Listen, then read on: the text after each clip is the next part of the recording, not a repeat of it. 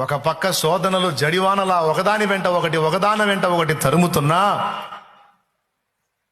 ఒక్కొక్కసారి ఊహించినటువంటి షాకులు ఎదురవుతున్నా, అనుకున్నవి ఒకటి అయినది ఒకటి అన్నట్టుగా పరిస్థితులన్నీ తలకిందులైపోయి తారుమారులైపోయి గందరగోళాలు అయిపోతున్నా, మొక్కవోని దీక్షతో వాటితో పోరాడుతూ అటు జీవన పోరాటంలోనూ ఇటు ఆత్మీయ పోరాటంలోనూ, అటు జీవన పోరాటంలో ఇటు ఆత్మీయ పోరాటంలో పోరాడుతూ విశ్వాసాన్ని కాపాడుకుంటూ, దేవా ఇదిగో నీ వైపే చూస్తున్నా, అడుగు సాగిస్తున్నా అన్నప్పుడు కదా మొనగాడితనం.